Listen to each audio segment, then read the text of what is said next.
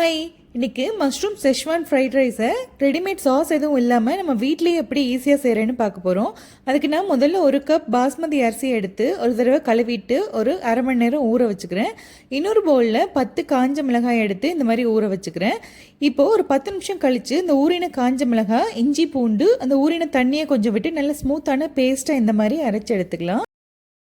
இப்போ இன்னொரு பேனில் தண்ணி சூடாயினதும் உப்பு, 1 டீஸ்பூன் அளவுக்கு எண்ணெய் விட்டு நம்ம ஊற வச்ச பாஸ்மதி அரிசியை போட்டு நல்லா வேக வச்சு எடுக்கணும். இது அரிசி குழஞ்சிடாமல் நல்லா உதிரியாக ஒரு 90% வேக வச்சா போதும். பாருங்கள், இந்த மாதிரி இருக்கணும். இப்போ இன்னொரு கடாயில் கொஞ்சமாக பட்டர் சேர்த்து பட்டர் உருக்கினதும் 1 பேக்கெட் மஷ்ரூமை இந்த மாதிரி ஸ்லைஸாக கட் பண்ணியிருக்கேன். அதை போட்டு நல்லா வதக்கிக்கணும். மஷ்ரூம் தண்ணி விட்டு நல்லா வெந்ததும் உப்பு, மிளகுதூள் சேர்த்து நல்லா கோல்டன் ப்ரௌன் ஆகிற வரைக்கும் நல்லா வறுத்துட்டு தனியாக எடுத்து வச்சுக்கலாம்.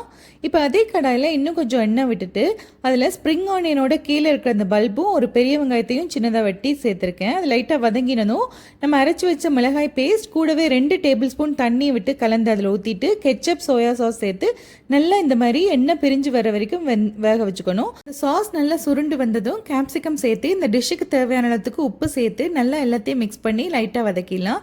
அடுத்தது ஏற்கனவே வதக்கின மஷ்ரூம் சேர்த்து மிக்ஸ் பண்ணிவிட்டு வேக வச்ச பாஸ்மதி ரைஸும் ஸ்ப்ரிங் ஆனியனோட க்ரீனும் கொஞ்சம் சேர்த்துட்டு நல்லா மிக்ஸ் பண்ணி விட்டோம்னா நம்மளோட ஸ்பைசி ஃப்ரைட் ரைஸ் ரெடி ஆகிடும்.